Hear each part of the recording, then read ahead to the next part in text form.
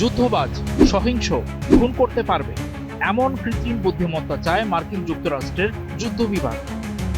সামরিক ব্যবহারের এআই সিস্টেমের সীমাবদ্ধতা, বিশেষ করে স্বয়ংক্রিয় অস্ত্রের লক্ষ্য নির্ধারণ এবং দেশের ভেতরে নজরদারির ক্ষেত্রে বিধিনিষেধ চাইছে না কর্তৃপক্ষ।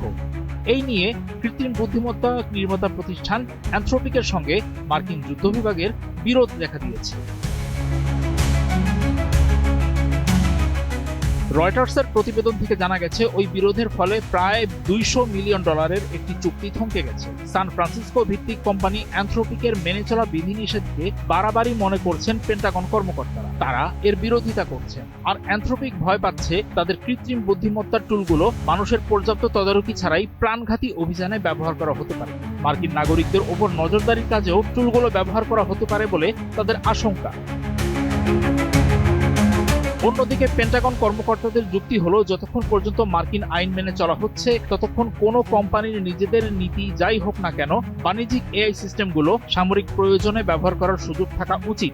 বিরোধটি এমন এক সময় এলো যখন ট্রাম্প প্রশাসন সশস্ত্র বাহিনীতে দ্রুত কৃত্রিম বুদ্ধিমত্তা যুক্ত করার ওপর জোর দিচ্ছে। চলতি মাসের শুরুর দিকে যুদ্ধ বিভাগ মার্কিন সামরিক বাহিনীকে একটি এআই ফার্স্ট বাহিনীতে রূপান্তরিত করার নতুন কৌশল ঘোষণা করেছে।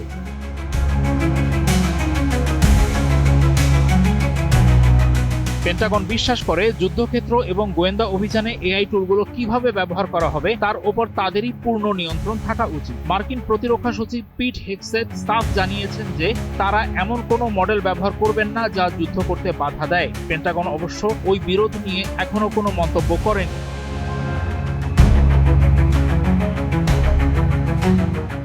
অ্যানথ্রোপিকের একজন মুখপাত্র জানিয়েছেন, তাদের এআই মার্কিন সরকারের জাতীয় নিরাপত্তা মিশনে ব্যাপকভাবে ব্যবহৃত হচ্ছে এবং তারা যুদ্ধ বিভাগের সাথে কাজ চালিয়ে যাওয়ার বিষয়ে ফলপ্রসূ আলোচনা করছে।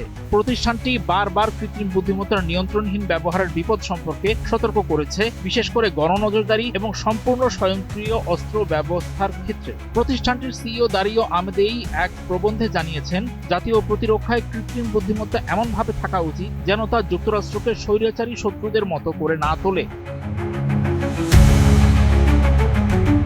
কিন্তু এমন অচলাবস্থা অ্যানথ্রোপিকের জন্য ঝুঁকি ডেকে আনতে পারে, কারণ কোম্পানিটি সরকারি এবং জাতীয় নিরাপত্তা খাতের ক্লায়েন্ট ধরতে প্রচুর বিনিয়োগ করেছে এবং আইপিওর প্রস্তুতি নিচ্ছে। গত বছর পেন্টাগনের চুক্তি পাওয়া বড় এআই ডেভেলপারদের মধ্যে ওপেন এআই, গুগল এবং ইলন মাস্কের এক্স এআই এর পাশাপাশি অ্যানথ্রোপিকও ছিল অন্যতম।